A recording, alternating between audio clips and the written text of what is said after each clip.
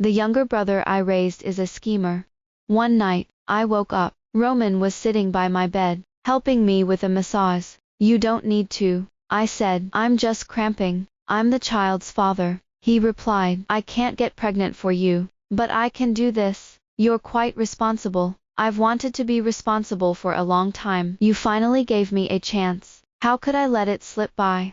Roman looked at me with his big eyes in the darkness, and for a moment, I was transported back to the day he cried and begged me to take him in, calling me his sister. I had a moment of weakness, and thus, I met my sunny days. Above our home, there was a man who often abused his wife. When I was young, every day after school, I would hear the sounds of him hitting his wife and a little boy crying. At these times, my mother would quickly pull me inside our house. If my father was around, he would frown, let me enter first, and then go say a few words. At night, I would often hear my parents lamenting about it. Reporting to the police doesn't help. They always say it's a domestic issue, but Ashio has been hospitalized several times.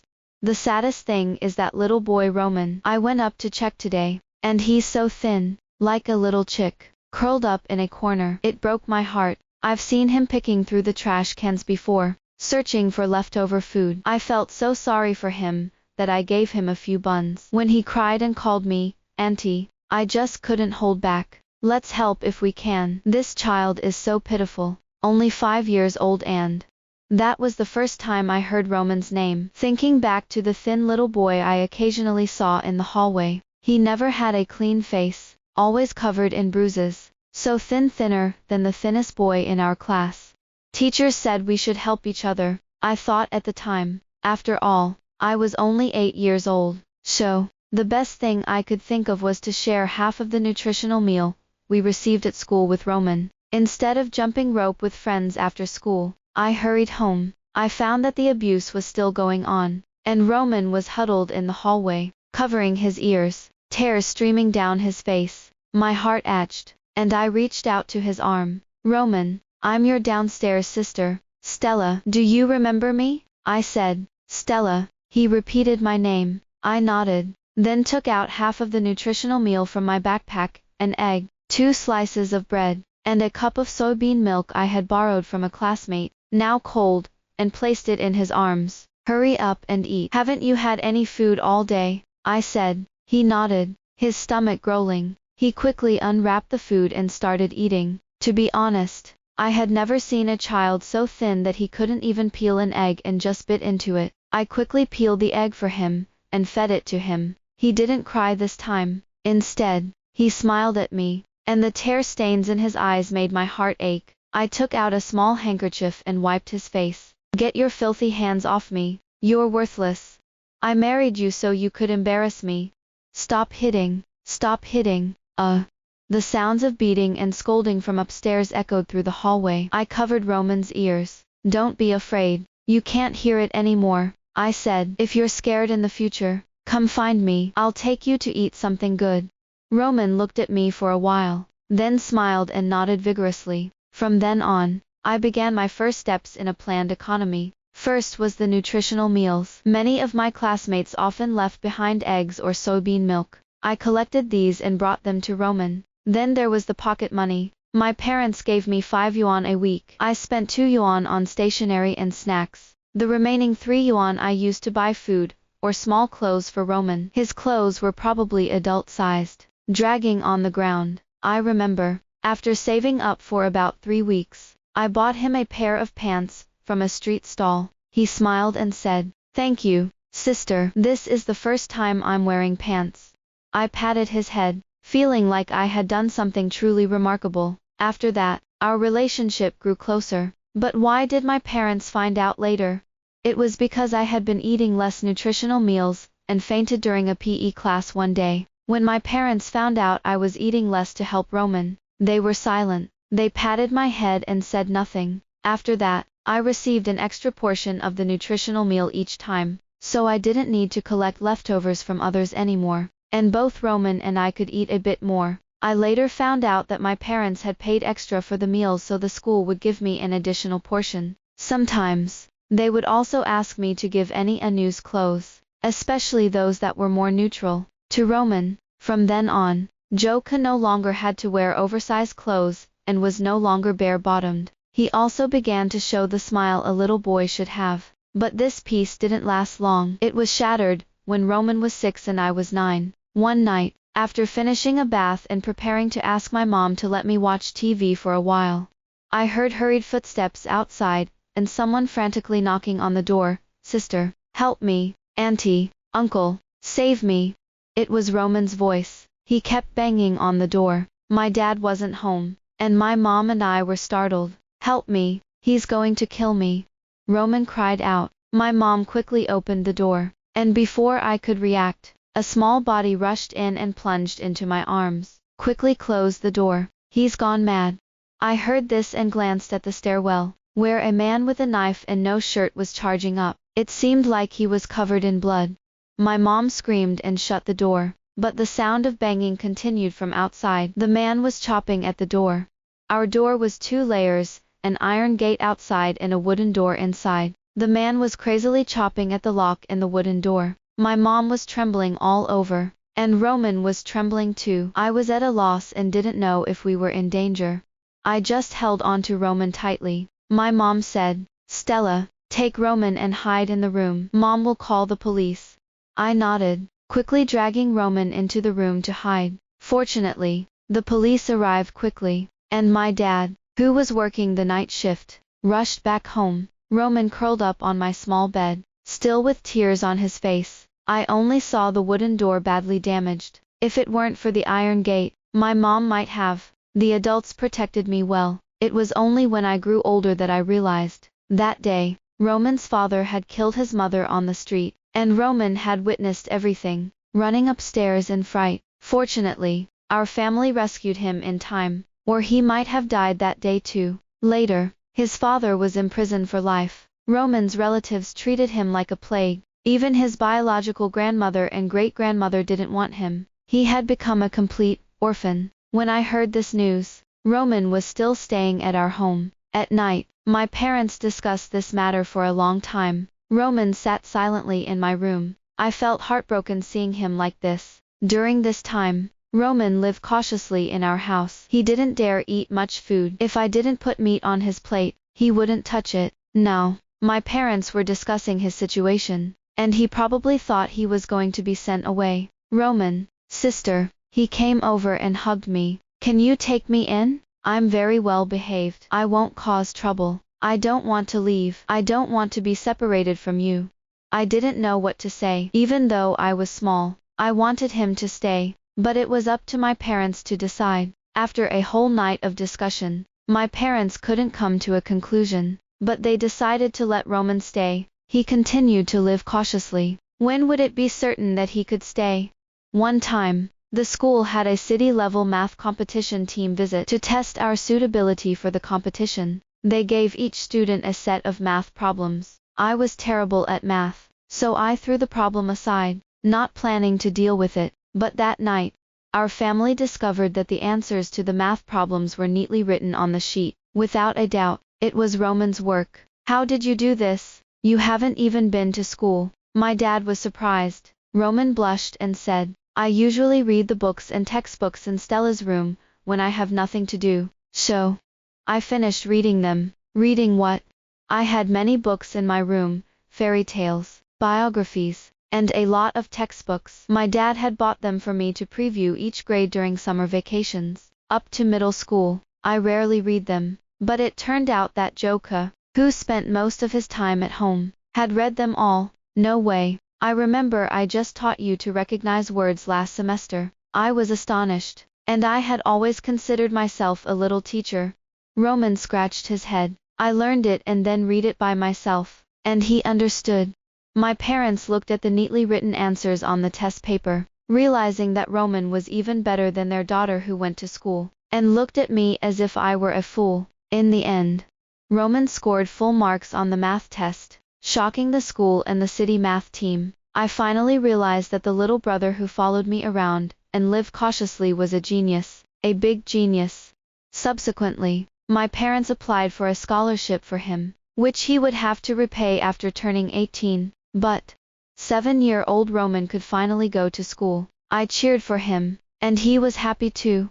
But soon, I wasn't happy anymore, because Roman didn't attend a single day of school and ended up skipping 3 grades in less than a month. He was only 1 grade below me. A year later, when I moved from 5th to 6th grade, he took the entrance exam and successfully got into a key middle school with full scholarship, becoming my senior. When I started junior high, he skipped another grade and was now in the 3rd year of junior high, having also won the junior high division math competition. It was also that year that he finally settled in our home, and my parents supported his education. Actually, they only covered living expenses, as his math competition prize money was enough for school fees. Once he started junior high, the dynamics at home changed. Before, Stella, take care of your little brother. If he doesn't understand something, teach him. You're his little teacher. Now, physics, ask Roman. With a top student at home, if you don't study hard,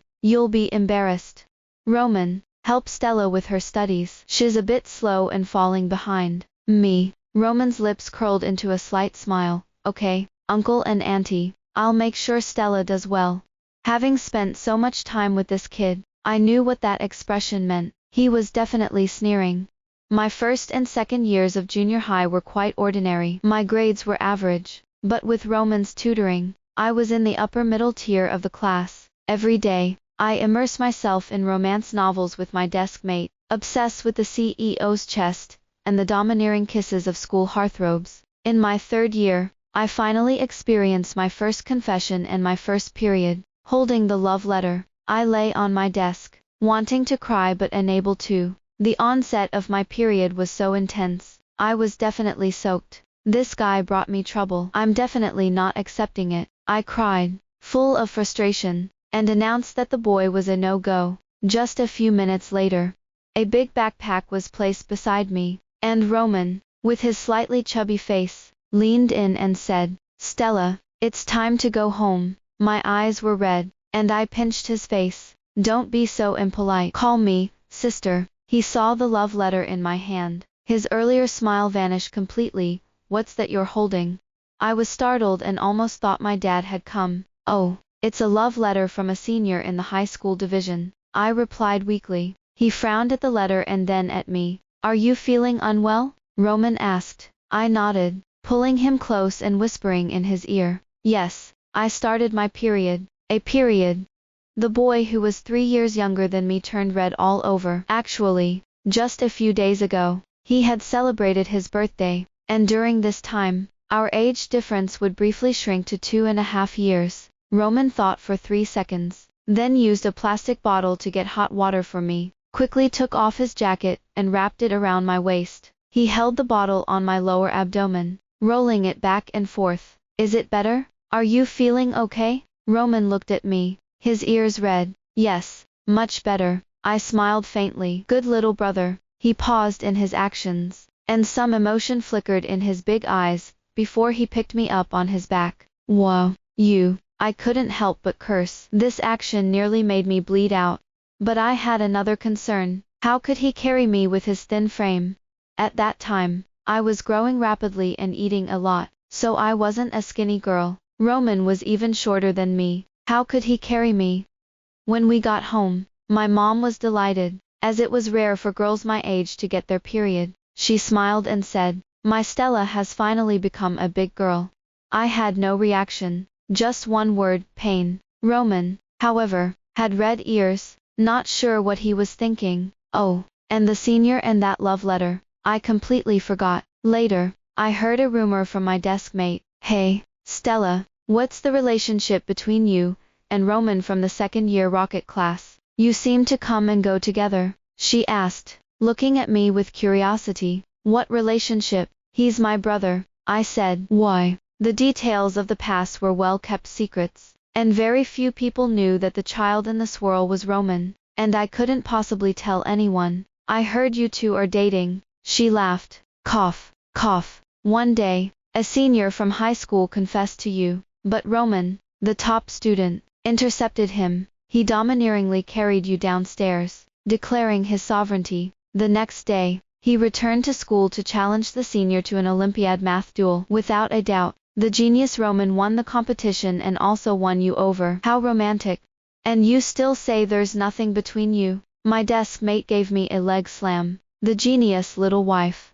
I rolled my eyes. Seriously, Roman is only 13, and these girls can't stop thinking about him. Later, I asked Roman if he really challenged the senior to a math duel. Roman didn't deny it and said, I was just testing his ability to handle pressure. Turns out, he's too weak.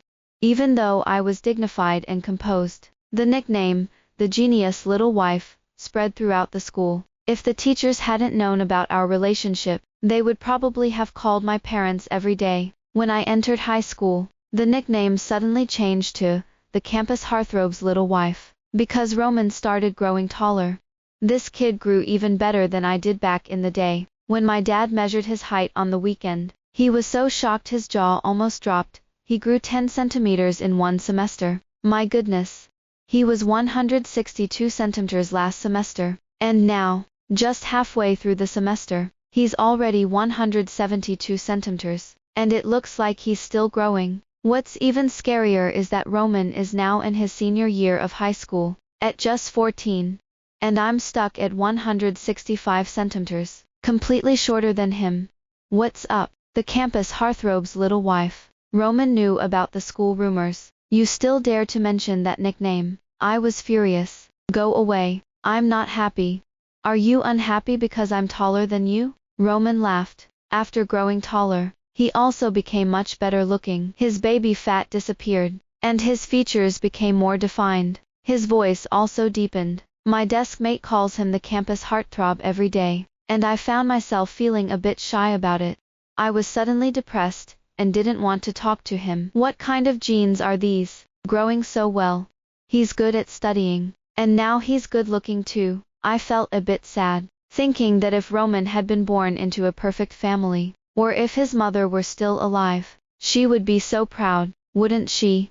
He ruffled my hair and said, it's okay. I grew this tall so that you could lean on me. I want to grow even taller, so you'll be more comfortable, leaning on me. I pouted and calmed down. I pulled this exceptionally handsome young man over and leaned against his thigh, as I started reading. Sigh. This is your only redeeming quality. HMPH. He just smiled, and continued writing on his exam paper next to me. At school, Roman has another nickname, the Ice Prince. I kind of admire the way nicknames were given back then. Every time I think about it, I'm relieved no one called me the Ice Princess. The nickname came about because Roman is very cold. He rarely talks to people, especially with girls. Sometimes I wondered if he liked boys, since he only spoke to guys. Even my desk mate would say from time to time, your Ice Prince is so harsh with rejecting confessions. It's simply inhumane. How inhumane? I asked. She cleared her throat and imitated. So, the campus belle from the neighboring vocational school came to pursue him, and he said, I warn you, infringing on minors aged 14 and below is punishable by 3 to 7 years imprisonment, with the maximum penalty being death. The campus belle died on the spot. Me. Ah ha ha. I couldn't help but laugh out loud. No wonder he's been flipping through the criminal code lately, which startled my dad. Is he really like that? My desk mate asked. Actually, he's not really like that. He's quite a bit of a spoiled brat. I remember during the winter break last semester, we went to an amusement park one day, and entered a haunted house together. I was already scared out of my wits, and Roman insisted on clinging to me. He was already 176 centimeters tall. I felt embarrassed for him. Are you scared? I pretended to be calm. Yes, I'm scared, he said, resting his head on my shoulder, his breath brushing against my neck. Sister, protect me. So cute. He's so good at being spoiled. Seeing him call me sister, I decided to protect him, even though I was the one making the most noise. There were many instances of him being spoiled, and acting like a brat. For example, when he caught a cold and wanted water, he would act cute to get me to feed him. He wanted to eat the snacks I had in my hand, but wouldn't take them himself, insisting that I feed him. If he accidentally upset me, he would roll onto my lap, calling me sister. Sister, I'm sorry. Sister, you're the best. Sister, sister, sister, my foot. But every time he used this trick, I couldn't help but relent and give in. This cheerful life continued until the last month of his senior year, but during that time, we received some news. His father had escaped from prison. Escaping from prison is not that simple. The prison in our area is notoriously strict. Of course, no matter how tight the net, there will be some holes. And the person who escaped from prison was Roman's father. Roman's father, originally named Maxwell, was a top student from a prestigious university in the capital, an academician-level figure with his own lab. He had an incredibly high IQ. Roman's mother was also a university classmate of his, and naturally, she was very outstanding. They had been together for many years, and were once a very passionate and perfect couple. My dad even seemed to be a high school classmate of Roman's dad. Of course, my dad is a carefree academic underachiever, who is content being an accountant in a government job. He's very happy to have married my mom, leading a completely different life from Roman's father. However, it seems there was an accident in the lab, resulting in many deaths. And then Roman's father lost his academician status,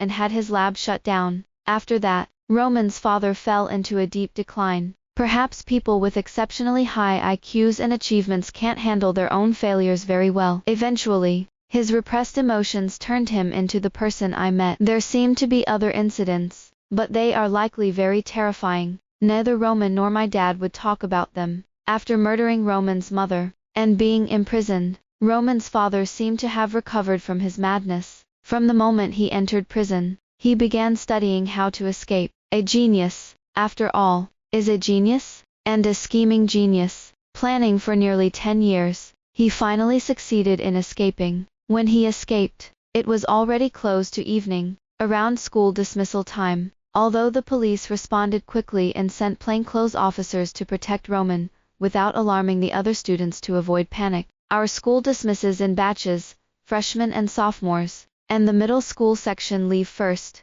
while seniors continue studying for an extra hour. The large number of students leaving school, and the parents picking them up caused some trouble for the police protection operation. It was very difficult for the police to follow Roman and me. That day happened to be my 17th birthday. I had a lot of gifts, as I am generally well liked. If I couldn't carry them all, I asked Roman to help me since he was almost 1.8 meters tall and volunteered to be the porter. "You're quite popular," Roman said. "Yeah, I have a lot of friends." I smiled and said, "What's up? Jealous? If you wanted to, you could have a bunch of friends too."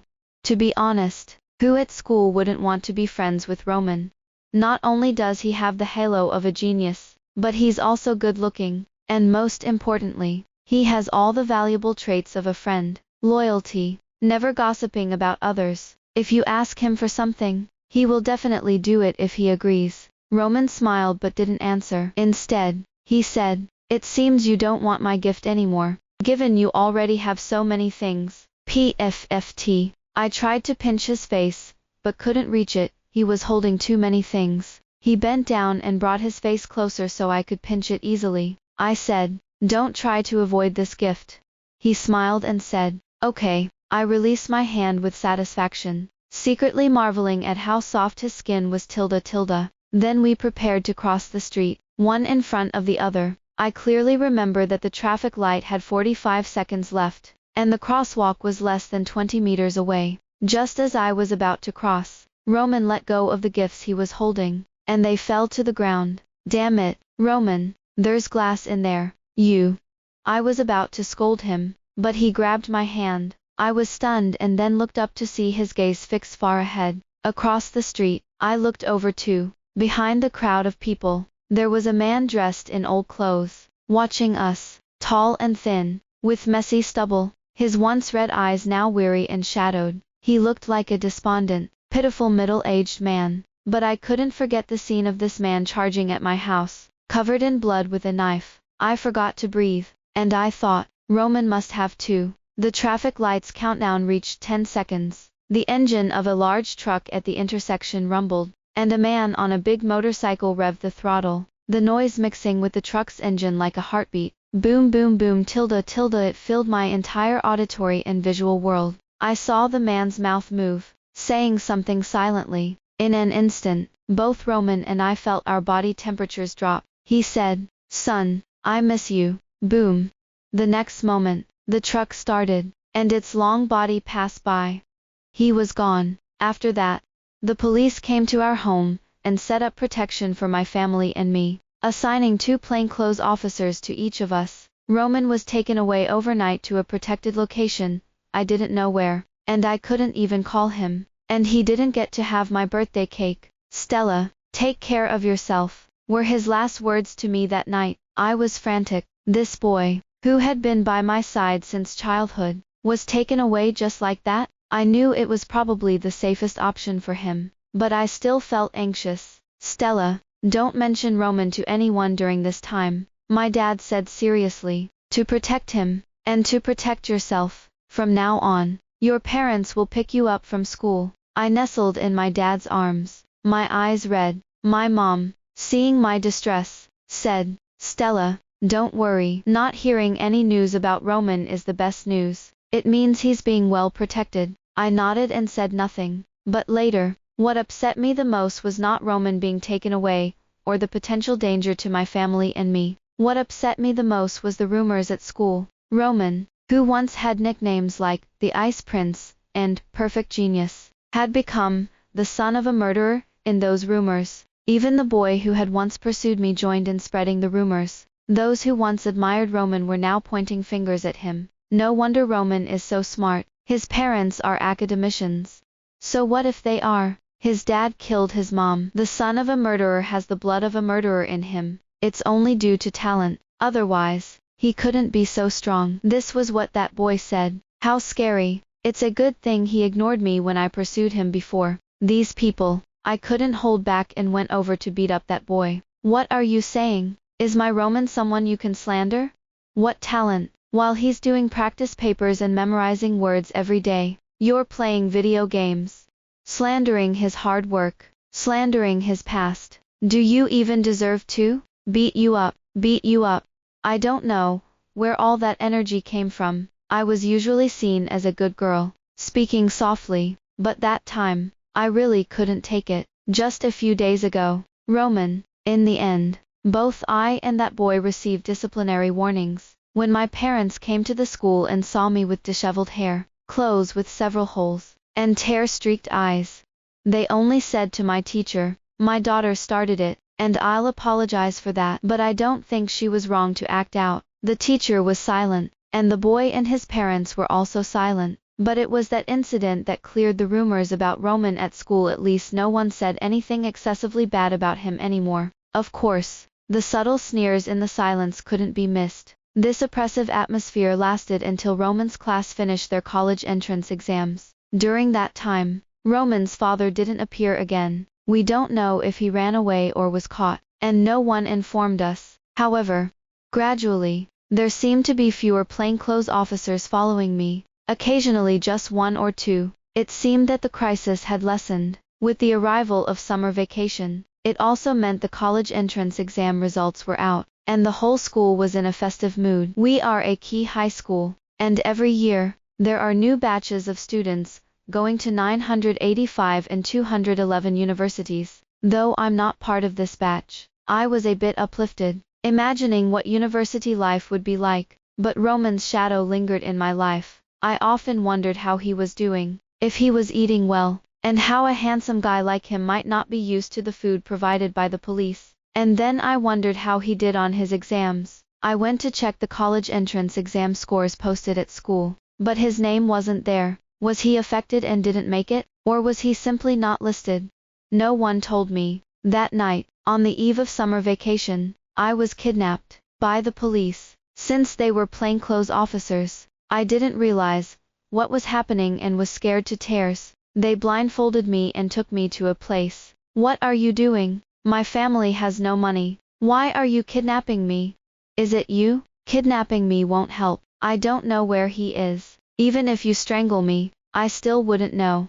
Why bother with a little girl? If you have the guts, strangle a police officer instead. I continued to cry out. A familiar embrace wrapped around me, and the person grunted, I need to protect you properly from now on, or you'll be the first to be harmed if there's a ransom. Sister, I froze at that moment, tears flooding out. Stella, stop crying. Roman removed my blindfold. To be honest, If this were a soap opera, I'd be rolling my eyes at such a dramatic plot. But seeing the simplicity of the room Roman was in and remembering that his father had appeared in front of us before made me think of the phrase, "Life is like a play." "Roman, you're so bold. You scared me to death." "I'm sorry, you idiot. You made me so worried. And I even fought for you." "I'm an idiot. Go ahead and hit me. I won't fight back." "Have you grown taller? I can't reach you."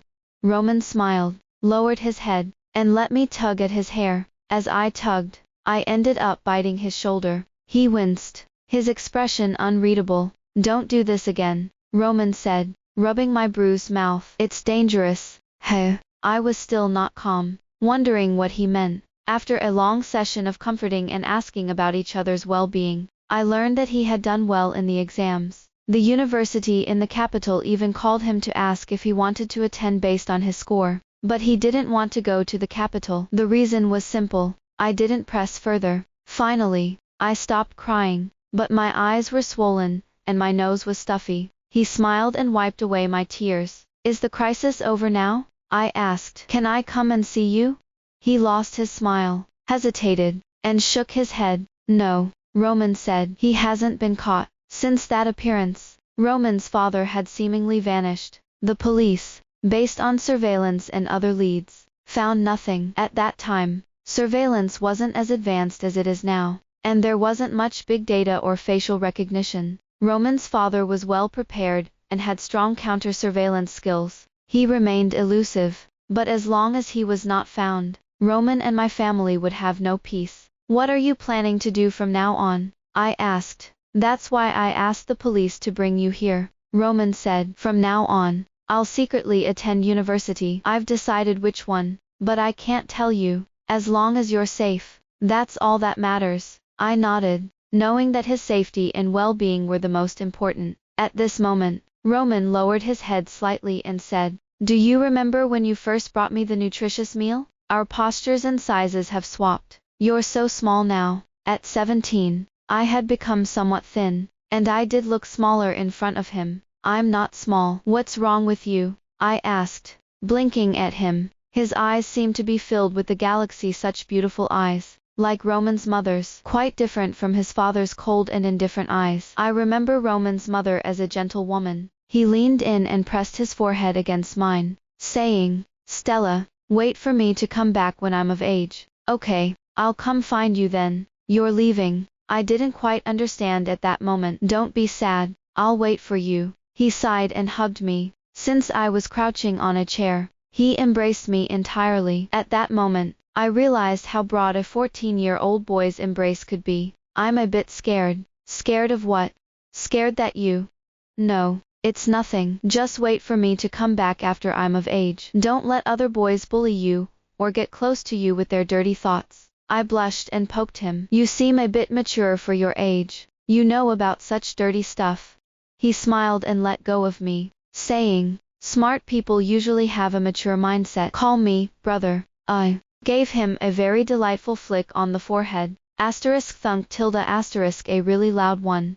Afterward, I was sent back home. My parents didn't know if they knew about Roman's situation, but none of us mentioned it. Time passed quickly, and I took the college entrance exams. Surprisingly, I performed exceptionally well, and got into a 211 university. My academic underperforming dad was so happy that he kept saying our family had risen, and that we had a top student.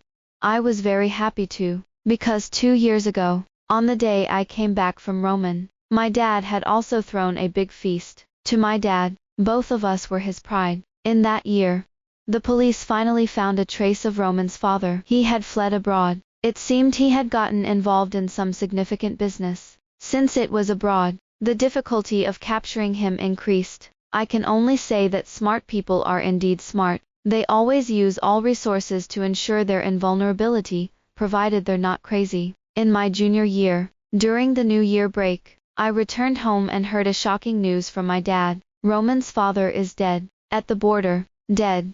When I heard this news, my heart sank. In an instant, I felt like I had aged a year, feeling as if the world had changed drastically. We had already moved because of my father's job transfer, and the government provided us with a new apartment. so it was a good time to move. But from time to time, I would glance at the emergency exit sign and the stairwell behind the door. I seemed to still see that frail figure and hear those horrific screams and beatings. What about Roman? I asked my dad. My dad shook his head. Still no news about Roman. Roman, he lied to me.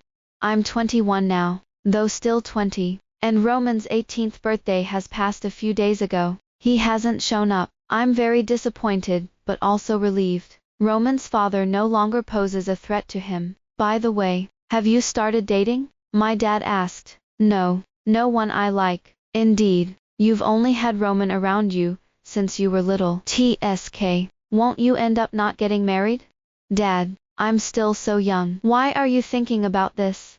Perhaps life is as mundane as this, and the news of Roman's father's death is just a trivial piece of news. Even though the person behind the news is closely related to me, I can't focus entirely on it. Besides, I don't know the exact details of how Roman's father died, and I don't want to know. In my junior year, I had to decide whether to take the postgraduate entrance exam or to intern in my senior year. I thought about it and decided not to take the postgraduate exam. I'm not cut out for academics. The fact that I got into this 211 university was actually thanks to Roman's encouragement. If I had to do it again, I definitely wouldn't be able to get in. I'm really quite ordinary. Such a sacred place is beyond my reach. So, in the second half of my junior year, after my birthday, I moved out to prepare for my internship. That day, after work, it was very late. The street lights were dim. I missed the bus, so I had to walk home. A taxi costs over $100,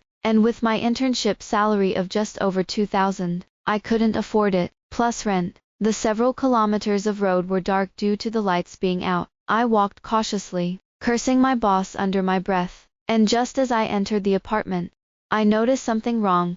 A stranger was sitting in my single apartment. To leave or not to leave? The person was a tall, thin man. He was sitting on the sofa with a cap on, staring at me, his whole face hidden in darkness. For a moment, my heart nearly jumped out. The man stood up. Before I could react, he came over. Don't. No, don't. I panicked, trying to think of a way out, but his movements were quicker, and he was right in front of me. Don't. I was pulled inside. He quickly pinned me against the door. Was he after money or my life? I was already thinking of lines for him. Sister, he suddenly rested his head on my shoulder. I've missed you so much. Roman, I asked, uncertain. The tall man in front of me was Roman. Yeah, it's me. Your power is out, Roman said, seemingly moving and breathing heavily. Smelling me, he turned on his phone's flashlight, and I saw his familiar face. Why did you suddenly come? What have you been doing all these years? His lips moved up and pressed against mine. In that instant, I exploded. It was the kind of explosion where consciousness collapses instantly, leaving only blankness. Stella, open your mouth, he said, pressing against my teeth. Open your own mouth. But I couldn't push him away. At this moment, I realized how much stronger he had become. Yet, I didn't resist. I even wished he would continue kissing me. Do I like Roman? Be good. Open your mouth, he said, but I couldn't react. This was my first kiss. Then one hand slid to my waist, tickling me, making me open my mouth. He came in. After a while, he leaned on my shoulder, breathing heavily. Roman, you. I realized my mouth was numb. I've wanted to do this for a long time, Roman said. Now that it's finally safe, I can do it. I knew he was referring to the situation with Roman's father. Where have you been these years? I looked at him, nervously managing to ask these questions. He shook his head and said, don't move or speak. Let me calm down. I stopped talking. It turned out, soon after I returned to school, Roman had come back to my home. The reason he could come in today was because he got the key from my dad, saying he missed his sister. Sister, the way he acted just now didn't seem like he saw me as his sister. Are you? I asked. Once I calmed down, he nodded. Yes, I've liked you for a long time. Roman looked at me, his eyes sparkling. With the power back on, I could see him clearly. He had grown to about 185 centimeters, became handsome, tanned, and muscular with many scars on his body and face. What happened to you? I asked, heartbroken, unable to focus on any declarations of love. He held my hand and said, Maxwell is dead. I was the one who caught him in the end. Hey. I was stunned. Roman's father was captured by him. Roman didn't hide anything from me anymore, and slowly explained. After the college entrance exams, he went to a Chinese university to study criminal psychology. He learned quickly and, 3 years later, applied to the border, knowing that his father was there. The enmity between father and son, he wanted to resolve it himself. He didn't want to trouble others with it. That's very much his character. Roman's father was involved in drug trafficking at the border, which is tragic for someone who was once a brilliant academic. Roman followed drug enforcement officers, searching for his father at the border. Soon, Roman found his father. After all, a smart father and an even smarter son. Roman and his father played cat and mouse for about a few months until his father was captured. Roman personally took him to be executed. Roman skipped many details, but I knew it must have been extremely dangerous. The most ridiculous thing was, Roman said, in the end, his men came with heavy weapons to hijack the police car. I was in the same police car with him, and we only had a few handguns. It was very critical at the time. He suddenly waved for his men to retreat and used the loudspeaker to announce, Leave, I'm going home. This is my son. Roman's eyes were filled with hurt. I hugged him, not knowing what to say. He clung to me, just like when he barged into my house that day, holding me tightly. For a long, long time, he finally spoke softly. I've lived up to my mother, but he would never have his father again. Roman has now been reassigned to the mainland and, due to his achievements, was promoted to a reserve officer. He has no immediate plans to fight on the front lines, but intends to return to university for further studies, to pursue psychological research that benefits people. Maxwell and my mother were working on this research back then. Roman told me, the accident not only let foreign spies learn the secret but also killed a lot of people. But before he turned bad, that was their life's work, and I want to fulfill their wish. Just this? I asked. Roman smiled, his eyes clear. I thought you would be scared by what I said and cling to me, saying, No, I don't want you to do this. You'll end up like him. I was surprised. Was he really remembering lines from a TV show I watched with him as a child? Roman said seriously, This reserve requires some time away. You won't blame me, will you, for leaving again? What can I blame you for, little brother? Our relationship had become unclear after that kiss, but honestly, it was that kiss that made me see my own feelings clearly. It seemed like I hadn't thought of him as my brother for a long time. During the time he was away, I missed him desperately, and it felt like the feelings were for a man, not a brother. Hearing the term brother made him chuckle, and he kissed me directly. You're 18 now. Is it illegal? Roman's self-control was usually very good, but that night, he let himself go. In the middle of the night, as I was half asleep, I heard him whisper in my ear, Stella, you're finally mine. Under the heat, I started worrying about how to explain things to my parents. Actually, over the years, my parents had already considered Roman family. It was just that because of Roman's father, I knew my parents had many reservations, and they might even think Roman could end up like his father. So, they might oppose it. Roman pulled me close and said, It's okay. Whatever happens, we'll face it together. I'll work hard to earn Uncle and Auntie's approval. Before we got there, we managed to keep things secret pretty well. My parents probably didn't notice anything. Years later, I started working, and Roman's thesis won an international award. The experiment was said to have succeeded, making up for the previous leak and explosion. He had somewhat fulfilled his parents' wishes.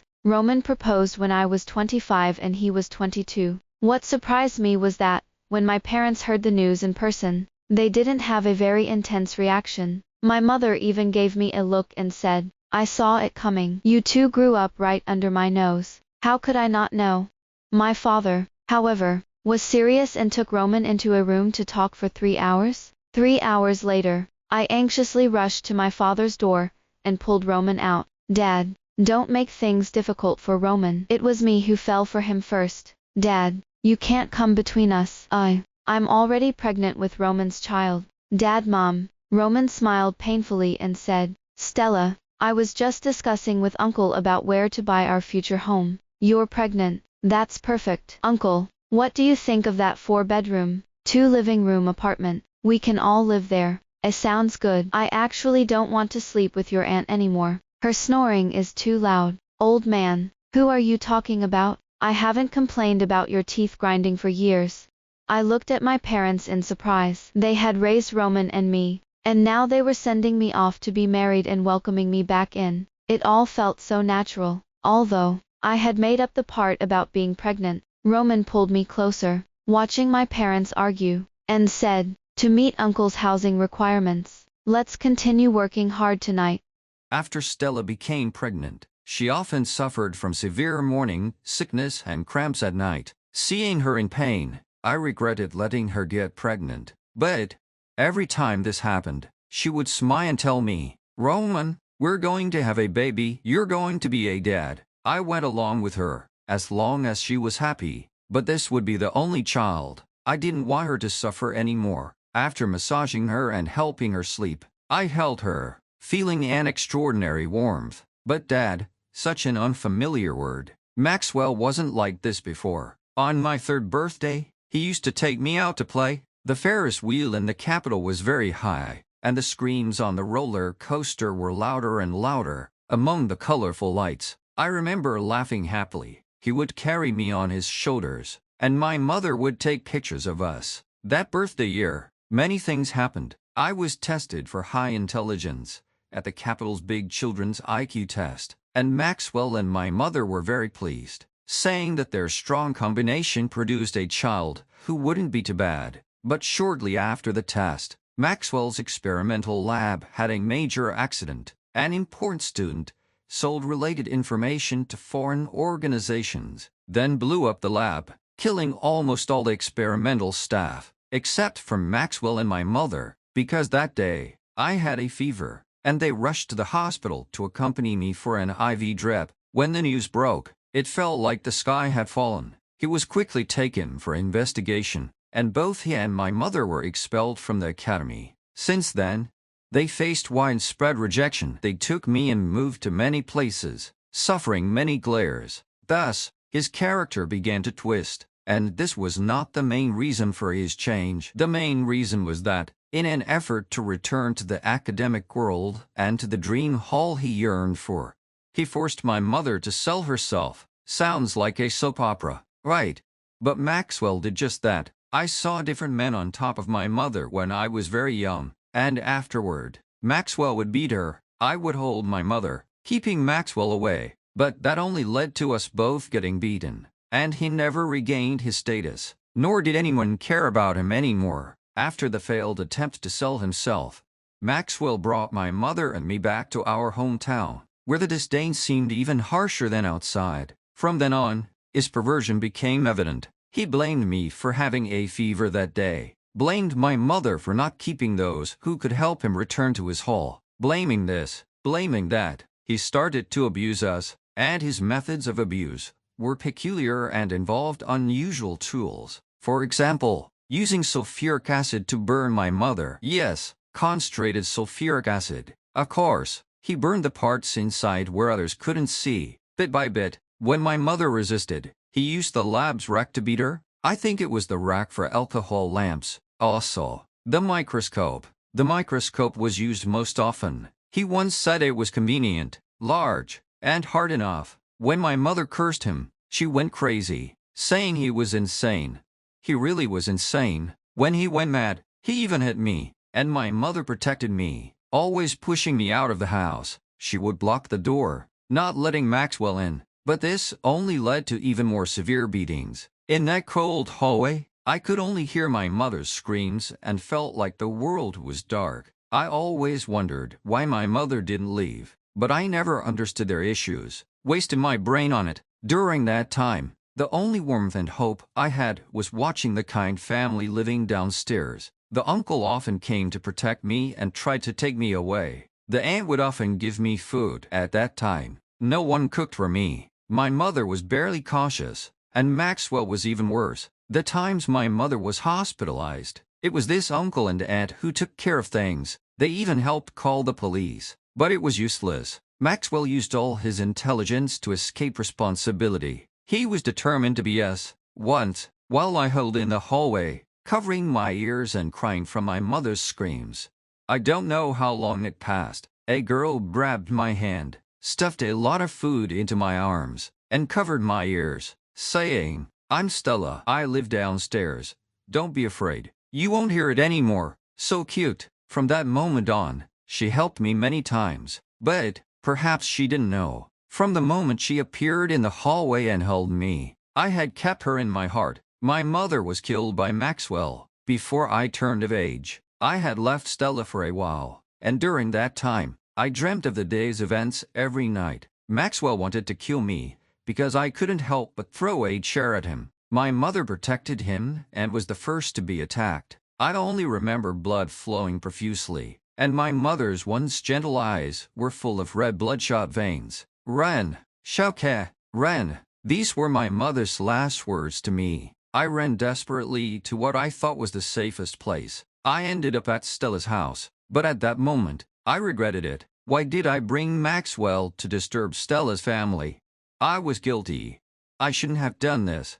I wanted to run out and take Maxwell away, but Stella held me, repeatedly whispering in my ear, "Don't be afraid. I'll protect you." That night, Maxwell was taken away by the police, and I spent the night holding Stella. He was sentenced to life imprisonment, and I became an orphan. Stella often asked me why I skipped grades and always stayed ahead of her. She couldn't catch up no matter how hard she tried. She asked almost every year throughout middle and high school. And fortunately, Stella is simple and just unhappy. But every time, I'd cheer her up with her favorite spicy hot pot, and she'd be happy. But I actually wanted to say, the reason I stayed ahead of you was to protect you. I knew I wasn't strong enough, so I needed to quickly become stronger and bigger to clear the obstacles you might face. I'm also grateful to the uncle and aunt for giving me this chance. And you don't need to catch up, Stella. When you need me to stop, I will turn around immediately to find you. When I was younger, I didn't understand much about feelings, only knowing that Stella was the most important person to me. I always protected her, until her third year of middle school. When a boy started pursuing her, I felt a sense of crisis for the first time. That day, my thoughts were quite disorganized, because a few days before my birthday, I had a not-so-good dream that made me feel guilty seeing Stella the next day, as if I had desecrated her. I barely dared to talk to her all day. Also, after school, I intentionally went late, afraid that seeing her would make me feel even more embarrassed. After much hesitation, I decided to check her classroom. Then I saw that boy handing her a love letter. Jaden from the second-year advanced class, ranked 18th in the Olympiad team. As the leader of the Olympiad team, I easily remembered who was who. Jaden handed the letter and left. Stella was still sitting in her seat, looking somewhat uncomfortable. I went over to call Stella and told her to go home. She asked me to call her sister properly. I don't know when it started, but I suddenly didn't like calling her sister anymore. The term made the distance between us feel so far, but now I cared more about that love letter. The handwriting was really ugly. I took the letter without making a sound and went back with it behind her. But I regretted that action even more, because my Stella was already a big girl then. Years later, one day I woke up to Stella angrily pinching my face. "Roman, are you a chest man? Can't you put your hands somewhere else while sleeping?" I naturally wrapped my arms around her and continued my wicked deeds. "I've been thinking for a long time, so let me keep my hands here a little longer. Keep them here for a lifetime. I can't even lie flat to sleep." "Don't worry, lie flat. I can still find a spot. It's not quite flat." She got angry and cursed, then continued to sleep. But I wasn't lying. I really had been thinking for a long time. Back to that night, in her third year of middle school, I was extremely irritable, having a completely sleepless night for the first time since moving away from that house. The next day, I was even angrier. I went to school early and challenged Jaden to an Olympiad math duel. In the end, he walked out of the classroom crying. That's what you get for having ugly handwriting. A few days ago, Stella was sorting through things from high school and found a bunch of love letters. She came to me and asked, "Your first love gave you these. You're keeping them so carefully." Her temper had become quite fiery after her pregnancy. "But Stella, my first love is you. You never gave me any love letters. I'm really wronged." "Dear," I said, "these love letters are all from you asking me to keep them." It turns out, women do become a bit forgetful during pregnancy. Really?" My adorable Stella scratched her head and said, I remember now. Yes, I asked you to keep them." In high school, Stella loved collecting love letters for me. She used to receive 2 or 3 letters a day. When I wanted to throw them away, she'd tell me they were other people's feelings for me and that I should keep them. I only needed her. What did it matter to me what others thought? But if she was happy, that was enough. "I don't know what those girls see in you. You're so love, have such a bad face, and are still so young," she said. "Maybe they don't like women." I spat out my drink. Stella, I wanted to show her whether I liked women or not. But, given my age, I let it go. Afterward, I wasn't really concerned about what others thought of me, or where Stella put those love letters. I focused on my own matters and our future. Right.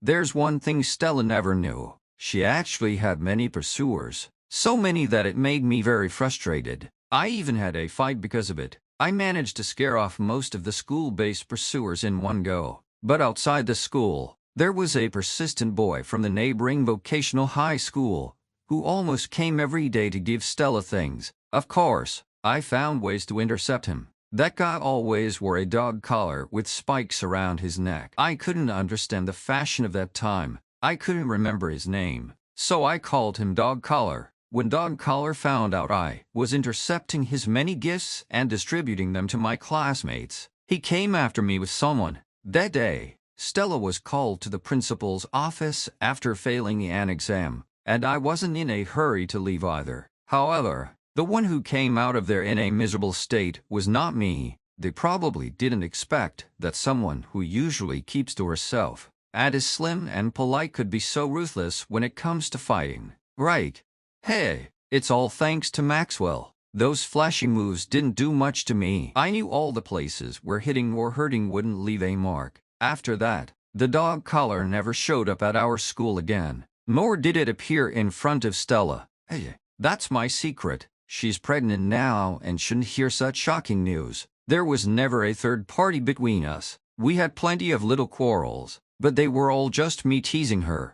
After becoming an adult, Stella has become more reserved. Sometimes she seems unwilling to speak. Even with her friends, she's a clear contrast to the carefree girl she used to be. It might be related to what happened during high school. I used to tease her, play around, and watch her put her hands on her hips and call me by my full name, then throw a pillow at me, or I'd intentionally switch the channel from a show she wanted to watch, something like an Idol program, just as they were announcing the rankings, making her rush over to confront me. Then, after the rankings were announced, she'd cry her eyes out, and I'd have to help her wipe away the tears. I found it utterly delightful to see her like that. I finally got her to show her little temper again. "It's all your fault. I didn't get to see my idol's ranking." I could only laugh and say, "He's your idol. And what about me? You're my man." An idol is someone you can admire from afar but not mess with. You're just around. I pulled her into my arms and placed her hand on my belt, saying, "Honey, I want you to be a little casual with me." She retorted, "Get lost. I'm not done crying yet. We'll talk after I'm finished." Of course, she made it up to me that night. When Stella went into labor, I was outside the delivery room, numb all over. I couldn't even hear what others were saying to me. I just sat there, dazed and blank. Fortunately, there was no major bleeding. Thanks to our frequent workouts, together various kinds of exercise, her physical condition was pretty good. The delivery went smoothly. It was a baby girl. I took a glance at the little girl, then looked at my wife. Woo, Stella was crying. "I'm sorry, honey, I was wrong. I couldn't stand seeing her cry. We won't have any more kids." "Oh yeah. Why does our daughter look so ugly when we're not bad looking ourselves?" Stella said. "I just saw her. She's all wrinkled up. like a little monkey. In the hospital room, my uncle and aunt were there. They all laughed when they heard, and I couldn't help but laugh too. Indeed, our daughter is a bit ugly right now, but my wife is still beautiful. We won't have any more kids, but I still want a son. Dear, let's focus on getting your health back in shape first. We'll talk about other things later. If you want, you can always come to me. Stella laughed because of me. At this point, my life felt complete. I finished writing this in the hospital corridor. I hope everyone who reads this is safe, happy, and has a smooth life.